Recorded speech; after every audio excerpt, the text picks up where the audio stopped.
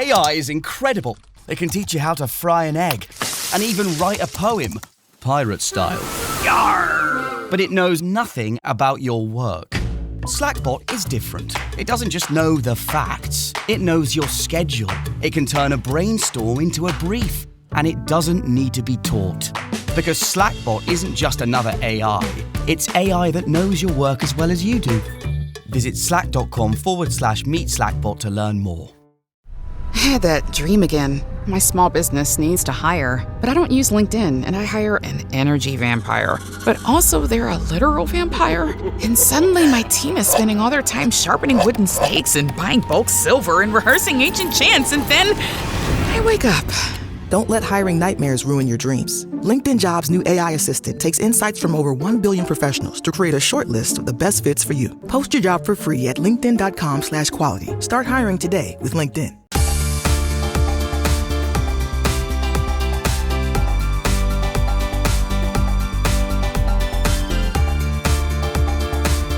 Welcome back to Speaking with Confidence, a podcast that helps you build the soft skills that lead to real results.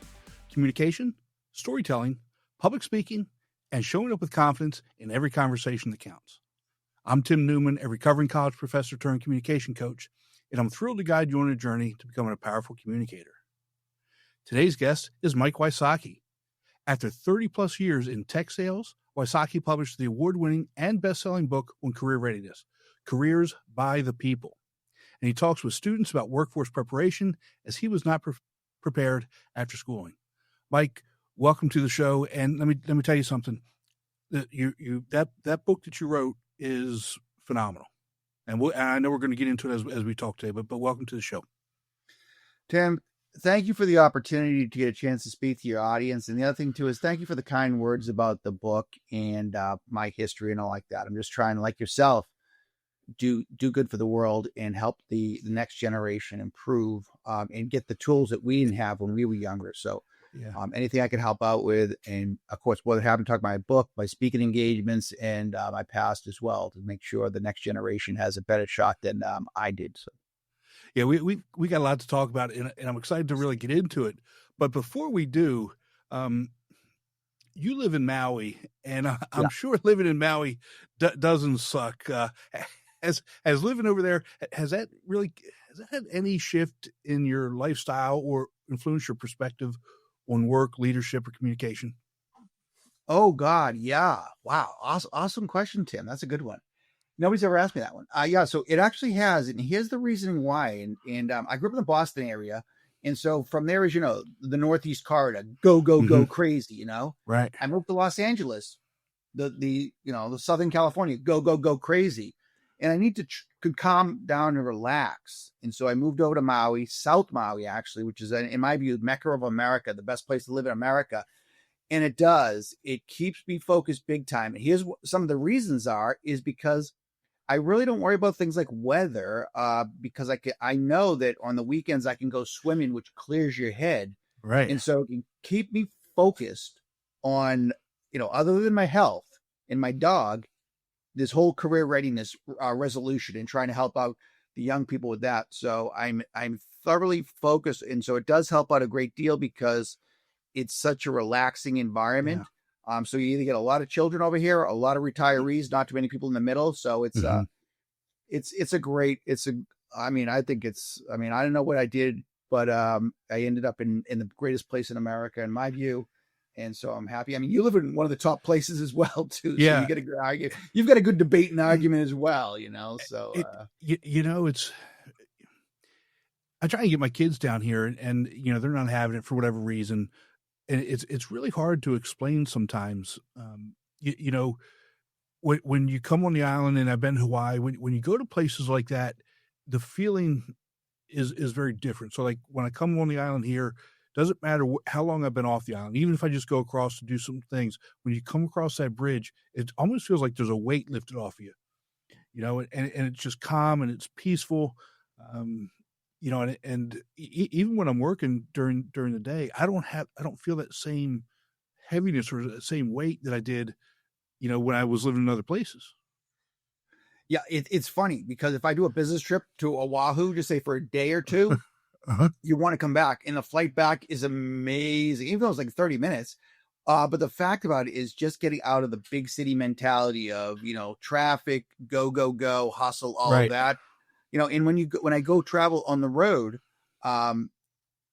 it's like I miss the mainland, some parts of it, but again, it's awesome to leave. It's great to go back and check it out, but I always like to leave and get back to Mecca because, again, it's a more relaxed environment, and it's good that, because you and I, we did our time in industry. And so now it's time to finish up and at least enjoy where you live so you can finish, and get really super focused on what you want to accomplish before the end. So, yeah, let's talk about that a little bit. I mean, you've got an amazing career.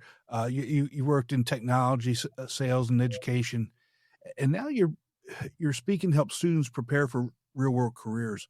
Yeah. What led you to that and led you to write the book Careers by the People? Again, thank you. That's the most imperative question, because the fact is, I was a first generation low income student, and I came from an area, working class, where most people focus on about a handful of opportunities, jobs, or whatever, careers. And I didn't want to do that. I wanted to do something else in the world. It was something like this that was aching to me to get out of that mindset. So thank God I got into a couple of good colleges, and from there, I didn't, but in school, I learned a great deal, but I didn't learn anything about career readiness and career preparation. So as soon as I got out of college, I'm like, okay, I got to go get a good job. And this is what I did to qualify, to check what I wanted to do. I asked my sister, I go, hey, where's a good place to work in Boston? She goes, Fidelity. I'm like, okay. So I've hyper-focused, got a job at Fidelity, and it was a great place to work, but I was bored and I had no excitement. And so from there, I met somebody there at the company, and their friend worked in insurance sales because he made big money. And my thought process was, and it is for a lot of people, money equals happiness. And it's not true, but the fact is, so I tried to go to sell insurance, and that was god awfully depressing. But I worked with a lot of nice people. And from there, I was just bouncing around. And then I said, you know what? I couldn't get a gig in Boston that I liked. So I said to hell with it and moved to Los Angeles, tried to sell movie scripts like most people and failed at that. Went back into tech and, and started getting involved with advanced selling. And you do well, but it's an industry that if you have no interest in, no joy in, other than a great paycheck, it's a real drag. Right. So during that time, I'm like, is everybody as miserable in their career occupation as I am? And so then I just started asking people, and then I'm like, you know what? I got to get this information out there, because a lot of my associates were, they're out having kids, buying, 3 cars, 2 houses, living the life of Riley. And I'm like, you know what? I'd rather put my money into something a little better where I could help out. And so I got a website done, and I asked people throughout the States all these questions, 20 plus questions about their career, and I pulled off their last name so they could tell the truth and no blowback. And our responses were amazing. CEOs, actuaries, accountants, put it all together in the book. And then I informed what I should have done to prepare for the workforce. And boom, the endorsements occurred. The awards started flowing in. I mean, a review from Forbes was awesome. I mean, it's like when somebody from Forbes reach, you connect with somebody from Forbes and they go, oh my God, they love the book. You're like, wow. So, I mean, that, and speaking of the schools to all these students, and it's amazing, because if I speak to a school in the top 50, those students are doing great. There's no question. They're prepped. They're really focused on their careers. As soon as I speak to a school, the U.S. News reports, and the school's ranked 255 or something, it's a mess. It's a complete colossal disaster. They're not getting any career prep. They're not public speaking like what you talk about. And then a lot of them aren't even on LinkedIn. One student asked me at a good college in the New England area, he goes, hey, Wysocki, after I spoke, he goes, they, educators, tell us the network, what does it even mean? So all of this career readiness stuff is rarely spoken about in high school and in the colleges. And it just, there's a handful of us out there doing this work, but it's amazing how it's just getting ignored. I mean, we can get more into it, but I mean, let's it's a big issue. Because it's concerning to me because, like you said, the high profile schools, the elite schools are doing it. And like you said, those kids and those students are going to be fine. And let's make this real clear. We're not just talking about colleges here, right? We're talking about public education, Public education. Wow. K to 12 education, right? And so, because to me, this really should probably start, late middle school, maybe high school, talking about career preparation and some of those other things. Why do you think there's such a big gap that exists between the good and elite schools and everyone else? It's funny. I had a conversation the other day, and okay, from the good schools, from the elites, okay, Mm-hmm. the elites are hyper focused on success, and they understand it, and they get the money too. The money goes to the elites. They're prepared. They understand it. They know how to use it. For the non-elite schools, what they do, and my theory is in my next book, because I prep all these, I talk to a lot of students in college preparing for the workforce. My thought process is this: student A goes into college, like a top, not a top 50, but like school number 250. I want to become a mechanical engineer. Great. The advisor goes, awesome. We have that degree. Give me $100,000 and done. That's their focus. Get the student in, get the money, push them out the door. That is it. With career services and all like that, the amount of people that are out there in these schools, it's like per student, it's up to 450, 500, 1,000 students. And a lot of these people in the career fields over there in the colleges might be 2 years out of school. So how much do they know about the workforce? Or they're 50 years out of school and they're just burning out. And so that's an issue that I see consistently. And so these young people are not getting prepared. And again, education is always like, let's just give them a good education and the workforce can figure it out. The workforce then, industry is complaining that the students aren't prepared with the professional and soft skills that are needed from SHRM and all like that. And they say, and they complain about it, but nobody's doing a damn thing. People are writing about it, bitching about it, complaining about it, and nobody's resolving it. Okay, there are a handful of people out there resolving it, but those schools are rare. And for the students that are looking to go into higher education, they better go out and dig out which schools they are. My next book will give a suggestion of a handful of them. But again, also the students that are in high school that are preparing for the workforce, I mean, they may need a couple different, classes and courses about career readiness, professional skills, all of that. But no, the schools aren't teaching. I mean, very rare to find them. And every time I speak to the schools, high schools, I always narrow down the classes to a third. A third of the students are go-getters. They're the leaders. They're going to lead the country, period. They're fine. In any school out there, we're talking the worst and the best. Right. You get the middle third and the lower third. The lower third are lost. They're going to be ditch diggers. There's nothing I can do. That's an issue to somebody else to resolve. The middle third is my go-to. They can go either way. They can go down the tubes, or they can go to focus and go out there and try to get opportunity. And those are the ones I try to focus on, because I was in that group, because first gen low income, and I didn't care. I'm like, okay, I'll just hang out, and I don't know what I'll end up doing after high school. And so those are the guys that I really focus on, because the top third will always come to me at the end of class, ask questions, be really enthused, blah, blah, blah. The middle sometimes, and you can dig them out. It's amazing. These people have great knowledge and great, focus, but yet they're in scenarios that are tough. One example was when I spoke at a school in the Massachusetts area. The students were bussed in from another area, which it was Brockton, actually, a tough neighborhood. And one of the students I spoke to from the neighborhood, I mean, this young man was amazing. I was blown away. He was asking me all these questions that were really intense. And I'm like, wow. And then the teachers afterwards going, we loved your interaction with the young man. And I was like, well, he's a smart guy. He goes, hey, you don't get it. His brother's a gangster. He's not getting in trouble. His brother is, they look the same. So, his life is terrible. And I go, God, he's so intelligent. And they go, yeah.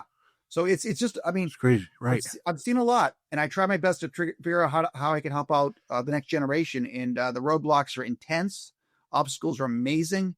Education avoids me like the plague, but I'm going to keep fighting. I don't care. Who's going to stop me? Yeah. And I'm glad you brought that up, because I was also, first generation college student, middle income, middle class family. And, the institutions that I primarily taught at are the same way. The primary students are first generation college students that come either from middle to lower class households. And, there's some of those students that, let's just put it this way. Right now, those students are probably the smartest I've ever dealt with, smartest. And they're the most entrepreneurial I've ever dealt with. And I've said this over and over and over again. But those soft skills are just, they're at the opposite end of the spectrum, probably the worst we've ever seen. And it doesn't really matter what they know if they can't communicate, if they can't write a letter, if they can't do a cover letter, if they can't do a resume, if they can't write a report. They're not going to make it. Here's the thing about it is, there's you, myself, and like I said, a handful of people out there screaming at the top of our lungs about these issues. And again, industry is out there screaming too, but industry is not doing anything. And a lot of these foundations out there are screaming too, but they're not doing much. And so the fact about it is, we got to keep pushing on it. And but the word is getting out. If you can see on social media and all like that, you see a lot of people talking, soft skills, and then they fight about, can we change the name to professional skills or power skills? I got at a response last week. I'm like, I don't care. Call whatever you want. Just teach the damn things in school.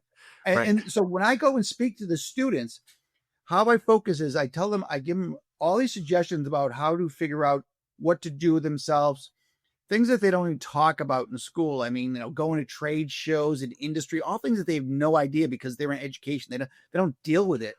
But I go, when it comes to the professional skills, soft skills, or as my buddy in Northeastern says, power skills, I sit there and I explain to them how to resolve each one. And you mentioned the big one. So the first one I always say is what you do, the communication. I go, professional speaking. I go, you have to be able to publicly speak. If you don't, it will affect your confidence and your net worth. I don't care how afraid you are of it. Either take a class, take an acting class, go to Toastmasters. I go, you have to sit there and do it, whatever it takes. And I saw that you had a great interview with somebody with comedy. What's it called? A stand-up comic. That's the ultimate. Go up and try to go to the worst comedy club in a safe area and just try to get up there. But the fact is, you have to get up in front of people and speak. And the thing about it is, it's addicting. Once you do it and you're comfortable with it, you'll do it all the time. I mean, you and I, you go, hey, speak in front of 5 people. No, done. Speak in front of 5,000. Done. You don't care because we've done it. But it's a sad fear that people, I remember in high school, people like, I'm not going to do up in public speaking. It's like, just do it, man. It's just like, you're not like in a political realm where people are going to jump on the stage and fight you or something like that. You're talking about, serious subjects. So people are more interested or they nod off. So, I mean, it's a thing you got to do. And then after that, the rest of it's the writing and teamwork and, leading, without authority and all like that. So, even with teamwork, if you can't communicate with somebody, there's no way you can have teamwork. Right. I mean, that's really where it all starts. And so how do we, both the business side, they've got their own agenda, right? And I get it. And the education side has their own agenda, and I get that. Yeah. And now we're here in the middle where the two of them really should be working together. And I did this a lot. And, there are some institutions and some majors and some careers that do this really well. But for the most part, they don't. How can we bring them together to say, okay, these are the skills that we really need them to have? And I'm talking about from a bigger picture perspective, right? All the way from K-12 education through higher ed, because we can't continue to be doing a disservice to our students, to our kids, to our future by, like you said, just complaining about it and not doing anything about it. And that's on all sides. Yeah, I mean, how can you resolve it? That would be a massive, but so what I was trying to do was, and I'm trying to do different angles now, but I'm always reach out to industry because when you deal with education, you talk to them and you're like, hey, I'm a paid for speaker because, I have to pay for planes, hotel rooms, and I have to eat and pay bills too. And so they're always like, we have no money. And I'm like, all right, you have no money. And so I go to industry. And I'm like, industry, I know you recruit at the high schools and the college, work with me to help me, educate them. And you get no responses from anybody to do that. And so I'm like, what? So I'm looking at other alternative ways on trying to figure this out where I can help bridge the gap. Whereas the rest of the country, I don't know. A lot of people are talking a big game and all like that, but I haven't seen really many people deliver. But I'm not really doing all the reading in investigation about other states or whatever, what they're doing. I mean, I quickly do because I've got so much to resolve myself on getting into the schools and speaking about it. But you always get a little plug here and there that, like Florida school district is doing amazing, but they might be doing amazing on tests though. But what are they doing? Are they doing amazing on career readiness? But in my next book, what I did do is here's what I kind of did. You might get a kick out of. And so when I was trying to explain to students, because I asked them 30 plus questions about career readiness and career prep. And so my angle was to a lot of the students it's like, there are schools that are out there that are career ready. And I went out and found some organization that did a career ready study, and they listed 10 colleges. And I said, you know what, instead of always getting to the college that you just, you want to go to that wins championships, why don't you look at a college that's career ready? And then I also show what championships they won. You know what I mean? So like, I think it was University of Maryland was one of them. And I go, look at that. They won the lacrosse championship, or Temple won like a basketball championship. And so I look at these certain schools and I'm like, okay, not only are they great for career readiness, they've also done well in sports. So there's your sports kick there. So I tried to analyze and put them both together. And, but I also tell them too, I go, if you love school X, Y, or Z, you can get a good scenario and set up, you can always hire a career coach too. I go, so that is another alternative as well. So I try to give as many thoughts and angles and ideas of how to do it and what to do to try to prep themselves. And I constantly, what I speak about to the students, I really analyze that with the questions, like example, like shadowing. Right. I ask the students, I go, what career do you want to do in your head, and have you shadowed that? And in my next book, I find out that that's only 33% of the students that shadow. And the saddest of the sad is when I go to speak to the students at schools and colleges, I asked them who shadowed. Then I said, wait a sec, who knows what shadowing means? And so I explained that. And I explained to them about professional associations, which they're not going to know anything about because they're not in the world that you and I are, but it gives them at least connections or thought processes. I go, if you're thinking about going into an industry like healthcare, go to a trade show. You can network with hundreds of people right there. And they're either in marketing and sales and engineering and operations. I go, the opportunities are out there. But again, you and I, because of our backgrounds, can explain to the students, but again, the schools are like, well, we want the winningest football team, so we're going to spend $50 billion on a new stadium versus, hey, drop a couple $1,000 here and there on speakers. Right. And one school I was looking at in Massachusetts, it's like, it was embarrassing. I was trying to reach out to the director of the career services, and I looked at what's on the docket, and for a whole semester, they had 1 2-hour career fair. No speakers, nothing about career readiness. They might have had a Halloween, fun activity, but it was just nonsense. I'm like, these students and then the students were paying $5,000 a semester, and really nothing. They had no career exploration classes. It's like, for the love of Jesus, why are you going to that school? So and that's one of the things that when I'm talking to parents and students, as they're going through that search process, is maybe look a little bit closer at what the individual major is doing, or what the individual school inside the institution is doing. Because like you said, the schools have they may have a department of it, but like you said, it could be one person to 450. But if you look at the major, if you look at the individual school, and they're really focused on that major or the majors that are in that school to help them get the skills they need for that individual career, right? And within that, at least from my experience and where I worked, is we always pushed, practical education. We also always pushed, the soft skills, the communication, the writing, the teamwork, the things we've been talking about. And when our students would go out and they would get internships and they would look at their peers, they're saying, look, these kids aren't even close to what we are. And I said, yeah, because these are the things that we focus on, the practical education, doing things, job shadowing. I don't think I ever had a class where an assignment was not to go out and interview an industry professional. Because it's not only does it give you some insight into the industry, it gives you insight into an individual, it gives you a chance to network, it gives you a chance to actually speak and communicate on a different level than you've ever done. And you have to come back and present that information. So you're building on a number of different skills all in one assignment. Yeah.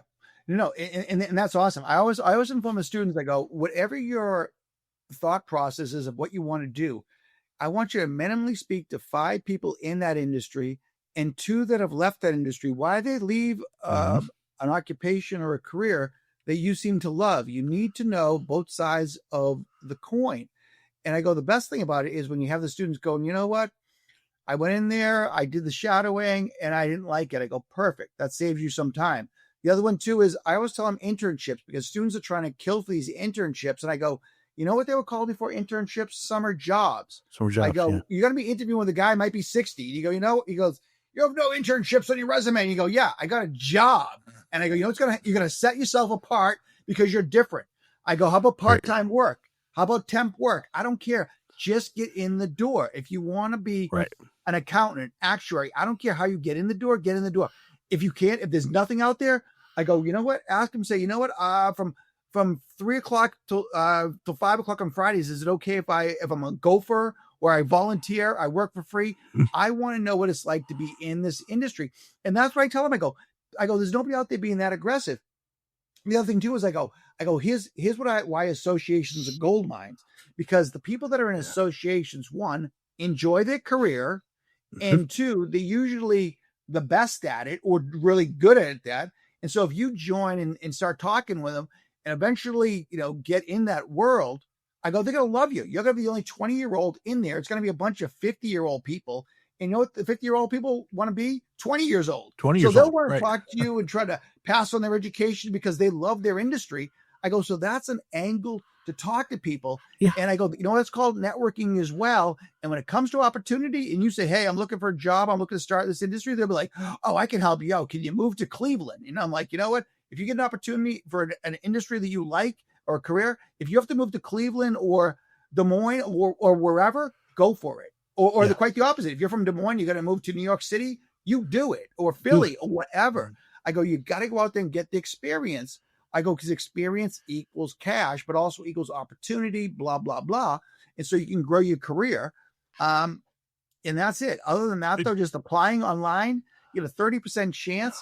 And I always told, I go about networking is Perez and Bollinger. I go, read the 20-minute networking book. Yeah. Which is killer because it gives you clear and concise information of meeting somebody and how to network with them appropriately, and then do the follow-up, which everybody's failing on. So yes, so there's so many, angles. I mean, I just read a book this weekend somebody sent me was Kickstart Your Teen's Career Exploration. And it was great. It was an easy, fun to read. And I sent it back to Amy and I go, from Amy Zandanowski. And I go, Amy, this is so easy to read. She goes, yeah, it's for parents with teenagers who don't know what to do. And I go, that's a lot of them, but some of them think their teens already know so much. So it's going to be like, so it was always interesting stuff, but it's always a joy to go out there. But all of them say the same thing. Talk to people in industry. I try to tell the students, I go, one-on-one. I don't want a Zoom. I don't want texting. I want you to meet with the person wherever they are, be nice to them, and bring them a coffee or whatever, water. I mean, whatever it takes. Just go out there and meet with people at industries that interest you. That is step 1 from everybody who's written any books about career readiness. I mean, Dickie Bowles, you name them. I mean, all those guys did it. So the parachute guys, design your life guys, blah, blah, blah, blah, blah, Gortning, etc. And just to follow up on a couple of things that you said, especially if you're younger and you get an opportunity someplace that's not at home, I mean, what responsibilities do you have? Go learn, go try and live on your own, go try and figure things out in a completely different place. And if you don't like it when you're young and you don't have any responsibilities, you're not losing anything. You're gaining things. You could always come back. Right. I speak about that big time in book 1, book 2. I always go back to an article written by Bob Reich, who was a former labor secretary under Clinton, and he wrote a go for job. He goes, go get work. And he said exactly what you said. And this is how he phrased it was, he's like, you know what? Before you decide on going to graduate school, go out and work in that industry. And he goes, get a go for job, get the lowest job. And he goes, I don't care what city, where it is. Because and he said that he goes, secondary city is the best because the job's not going to pay well, period. So if you're in a secondary city, you can go out there and get great experience and then make a determination. Do you go to graduate school, stay in career? What do you do? But you get great experience. But here's the other thing too is if you do go to an alternative city, it's better because you know what? You don't know anybody. You can stay focused. You can do everything that you can focus on in your career. You can get into volunteering. You can do activity. I read about that in the students. I go, stay fit, do good things, go out there, get the word known, who you are, learn as much about it, and sit there and focus as much as you can on said industry so you can learn as much as you possibly can in the time. Think of it as basically your master's degree in education of doing it actually. So, it's easy for us to say because it's common sense, but some of the students out there, I get calls and connections. They go, what do you think? And I go, yeah, go for it. Yeah. What do you get to lose? And you're right. You can always go back because wherever you're from doesn't really change that much. Right. When I go back to where I grew up in Weymouth, Mass, I hear the same stories from 40 years ago like it was yesterday. And I'm like, oh boy, so focus on, you've done the same thing. Yeah. Focus on what you enjoy and how you can be successful in it. Those are I preach, that's all I preach, And here's a couple more tips for anybody. When you get hired for a job, there's certain things that you should do. You should always be the first one there. You should always be the first one to leave. The last one to leave. First one there, last one to leave. And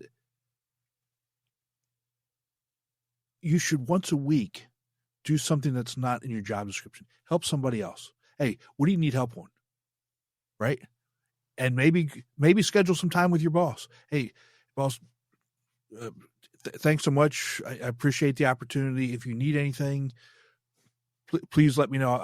I'm excited to be here. I'm excited to learn. So if you need something that's out of the ordinary, I'm your man. Call me. Let me know, and I'll help you. Those things are gold.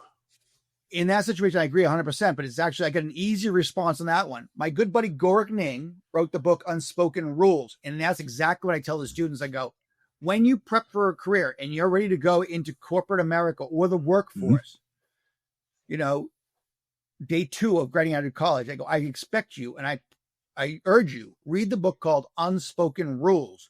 Gorik working workforce. He's got his MBA from Harvard guy, and like that, but very cool.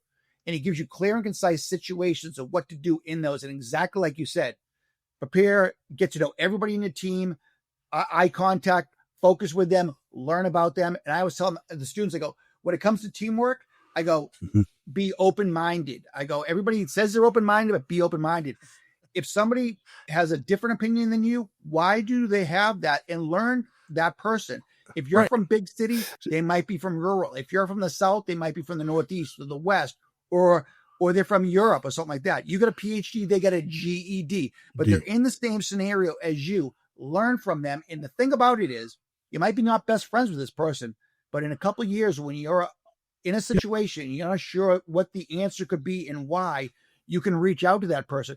Hey, Bob. Hey, Susie. I'm in this new gig and I'm having some confusion about the situation I'm in. You got a few minutes to speak? They're like, not now, but call me at 4 p.m. and I'll give you an hour. And that's a huge thing. And that's why I sit there and I go, all my focus is to try to get you in industries that interest you, that you can do well at. I go, then I throw it over to Gorik. And then there's a lot of people way before me that focus on the real basic information about determining, occupations and career and stuff like that.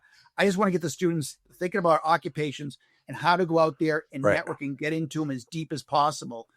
So that's a good thing about it is I do my best to read as many books as possible on these subjects so I can throw them out left and right at people. And I put them up on my YouTube channel and say, hey, here's a book I read, good information. I suggest you knock it out. So the information is out there.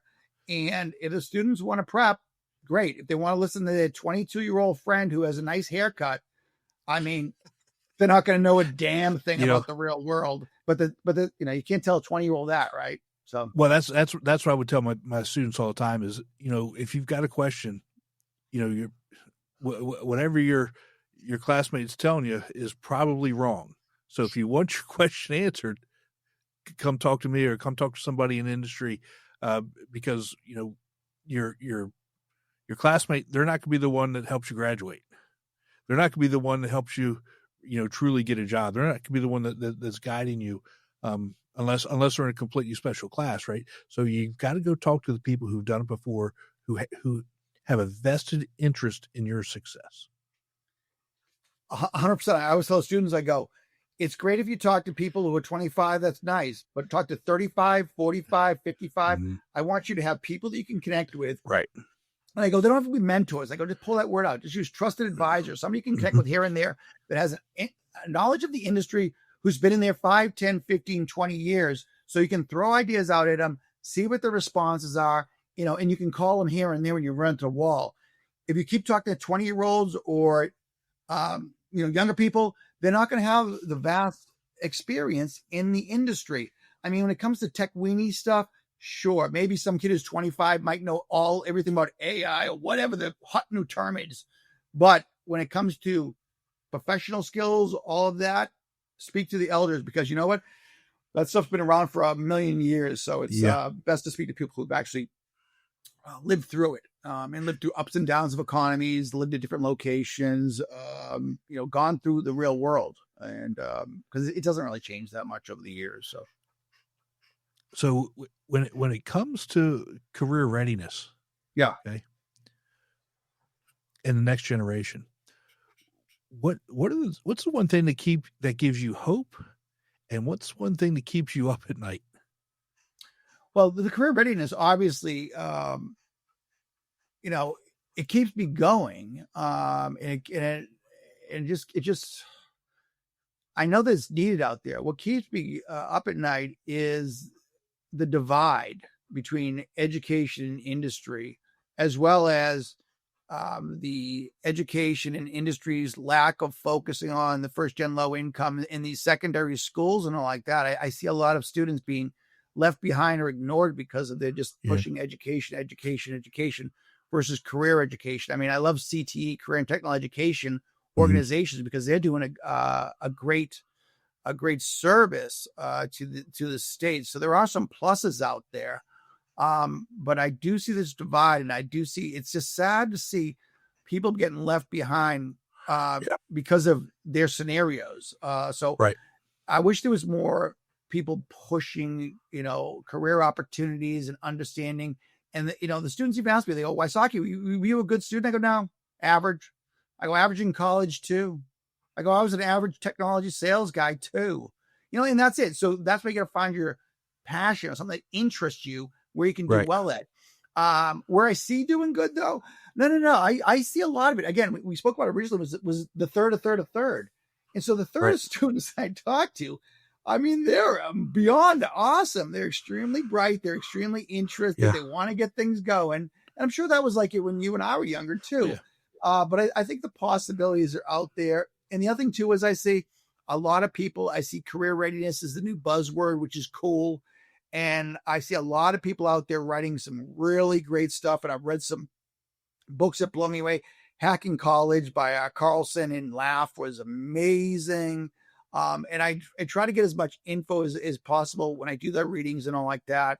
And I see these people in the CTE programs that are doing really great work and helping students like navigate through that.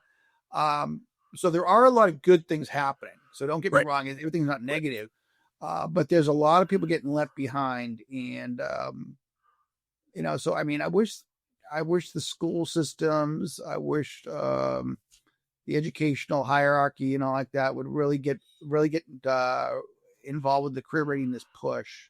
Yeah. And I wish to get more people from industry, older people from industry, into the career education piece in K-12 or higher education. Yes. Because as we age, we do have a lot of experience. So bring us in, maybe for a day here and there, or involved with contract work or whatever, but bring people from the real world in.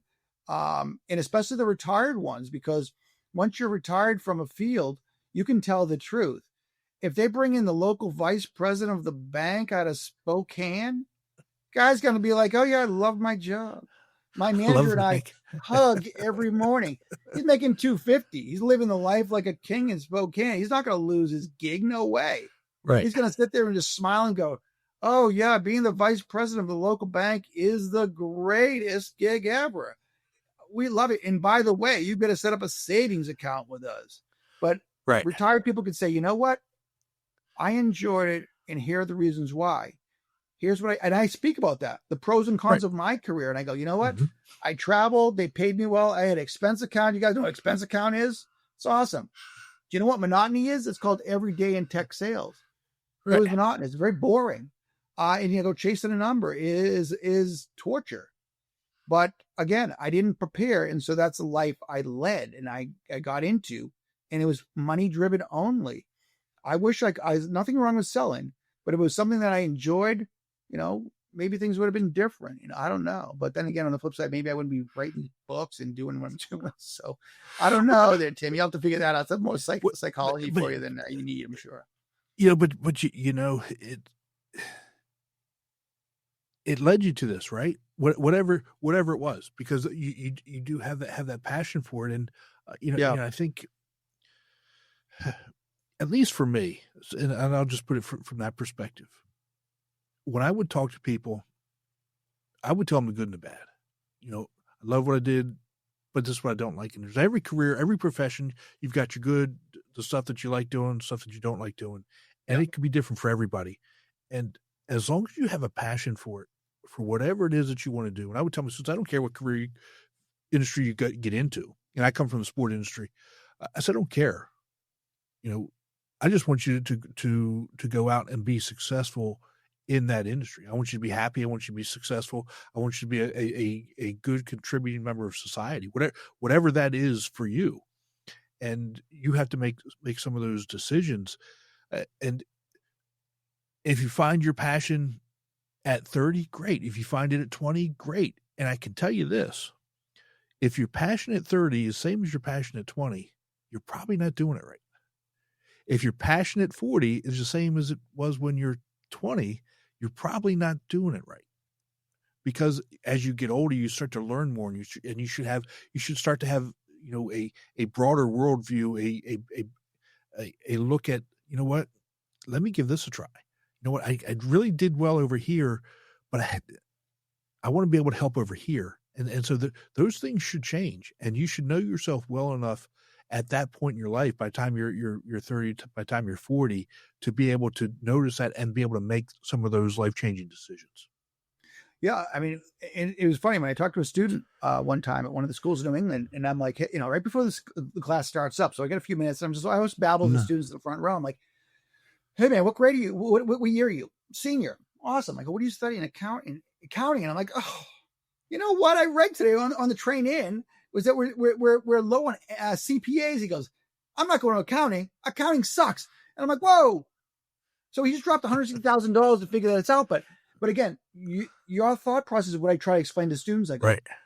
You start off as an accountant. You may be the best accountant in Skokie, Illinois. Right. And then by the time you're 30, you might be a CPA level, and you might be the best CPA in Omaha, Nebraska. But as you move forward, you hit 40, you might be a CFO of a technology company in Sunnyvale, California. I go, so that's the trajectory. And by the time you're 50, you might be the CEO, or by then you might be opening your own firm or expanding. I go, so it's not.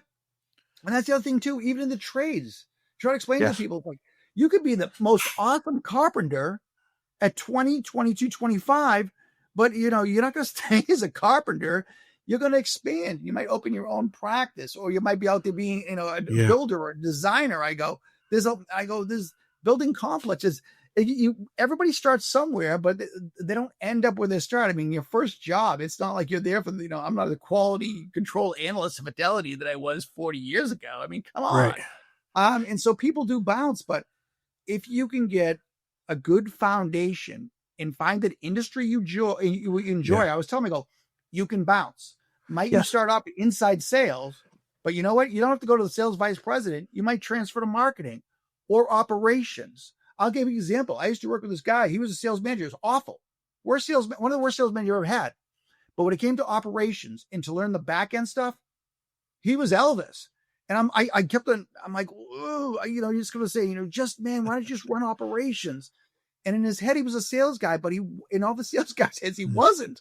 And so, you know what I mean? People pick and choose. I mean, probably for, ego, everybody wants to be the top guy, sales guy or whatever. I don't know why, but I mean, if you can be great at something, we all are, go out and do it. And go out and find it. Right. Yeah. And being very successful in wherever you're located is a real joy. Being the king of the hill of your industry in your area, that's respectable in my view. I mean, maybe students are like, you know what? I just truly don't care. And that was me. I didn't care. I'm like, I'll just get a job and I'll figure it out. And that's going to just take you years. And so it's best to earlier the better. I was telling me, brain doesn't fully form until 25 plus.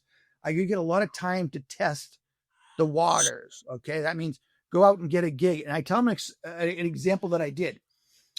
When I was going to physical therapy, there was a guy that checked us in on the front, hey, who, check you in, go to Lisa, blah, blah. And I asked Lisa, I go, wow, that guy at the check-in counter, I go, he's really organized. And she goes, this is what he did. This is in my book too. This young man got out of college and he's like, you know what? I'm not sure what industry I want to get into, but he narrowed it down to 3.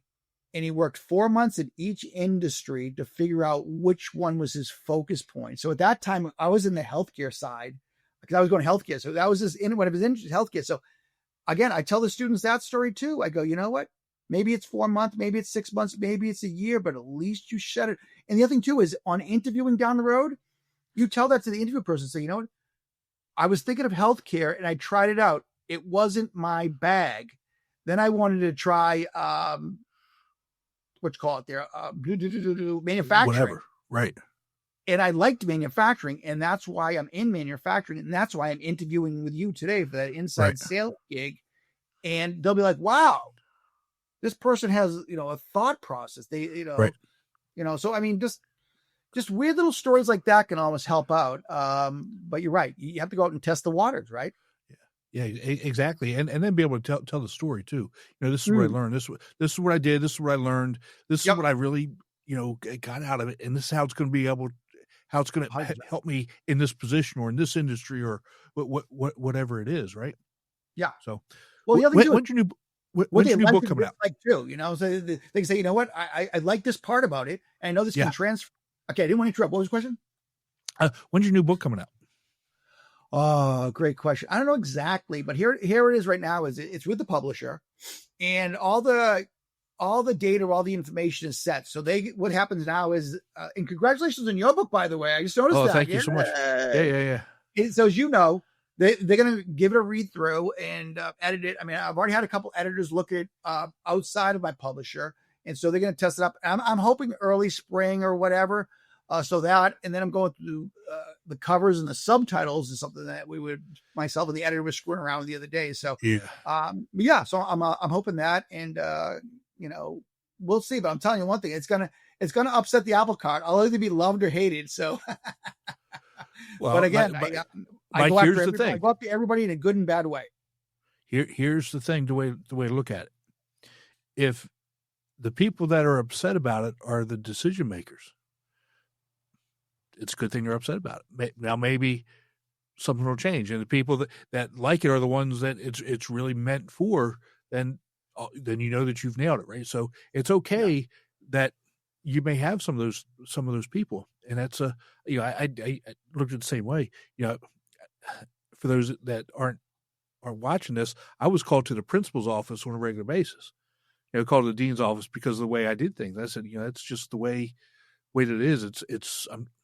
I'm trying to help these students. You may not like the way that I'm doing it, but my students are going to be prepared. They're going to be, going to have some of the skills that they need.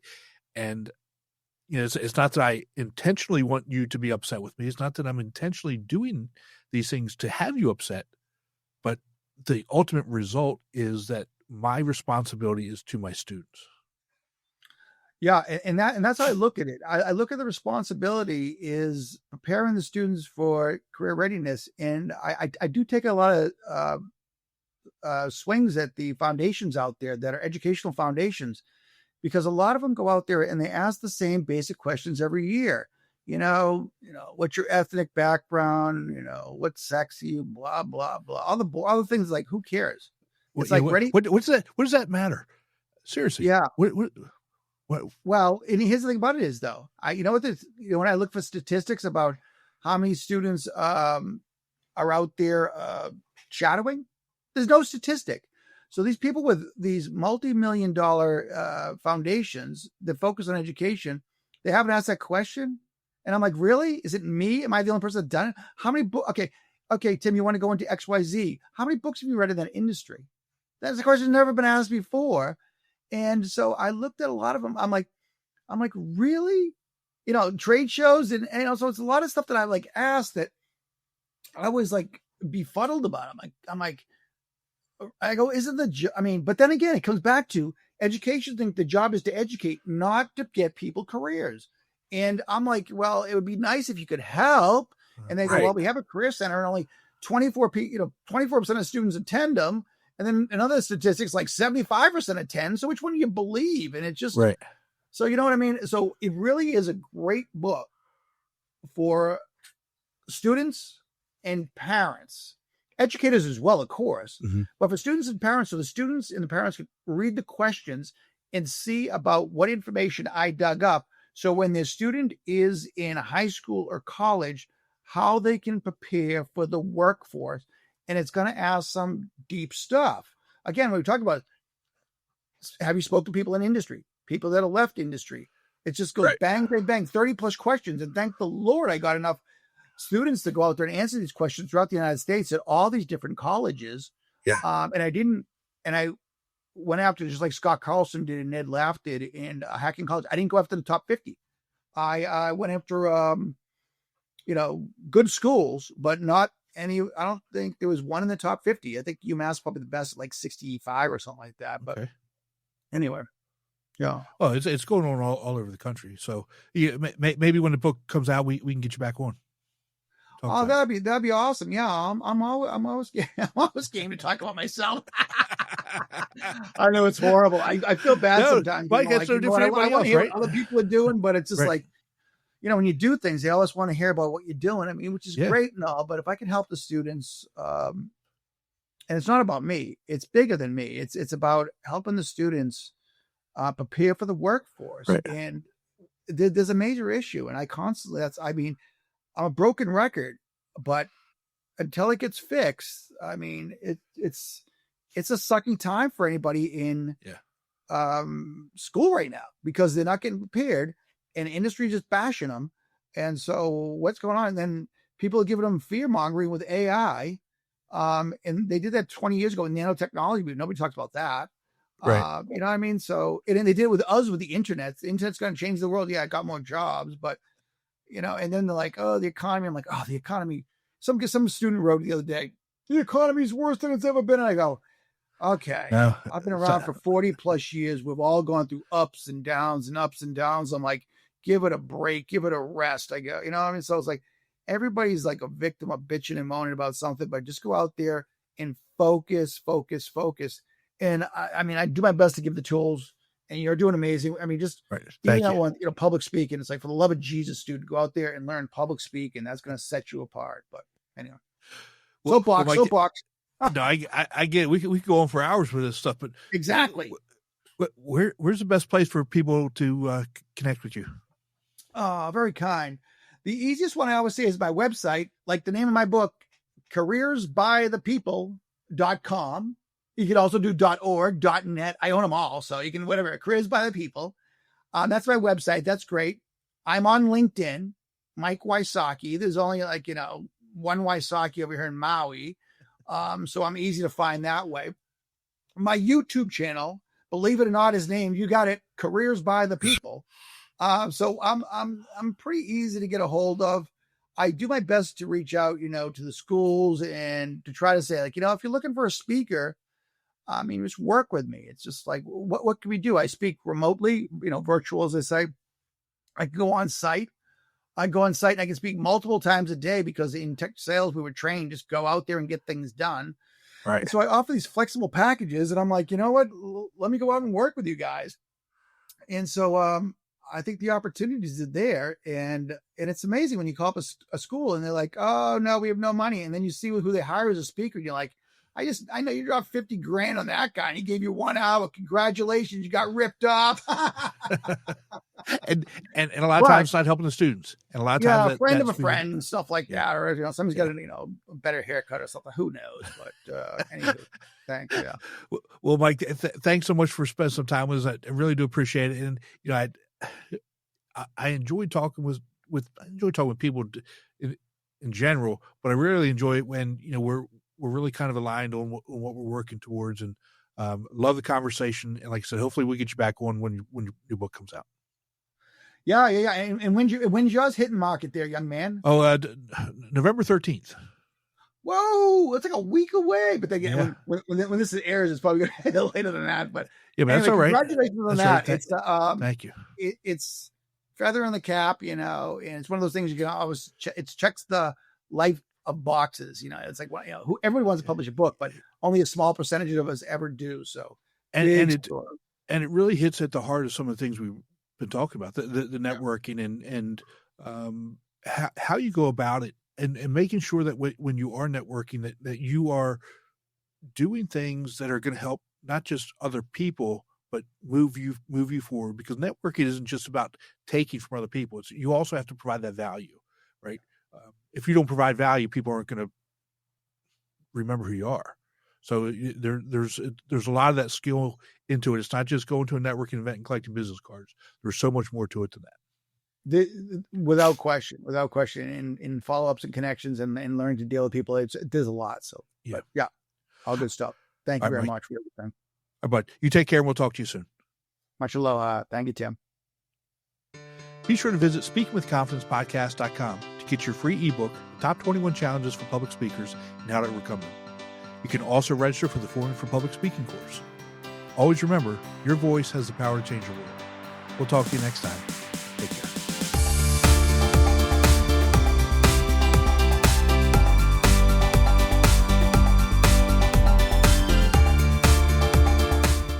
¿Hablas español? Sprichst du Deutsch? Kann du Norsk? If you used Babbel, you would. Babbel's conversation-based techniques teaches you useful words and phrases to get you speaking quickly about the things you actually talk about in the real world, with lessons handcrafted by over 200 language experts and voiced by real native speakers. Babbel is like having a private tutor in your pocket. Start speaking with Babbel today. Get up to 55% off your Babbel subscription right now at babbel.com/Spotify. Spelled BABBEL.com/Spotify. Rules and restrictions may apply. Your Wish is Your Command is being called the greatest success book of all time, with over 100,000 five-star reviews. I went from $5,000 on my bank account to $8 million. My income doubled. I was able to retire at the age of 31. It reveals the missing key to the law of attraction. Your Wish is Your Command is now available on Amazon. Search Your Wish is Your Command on Amazon to get your copy today.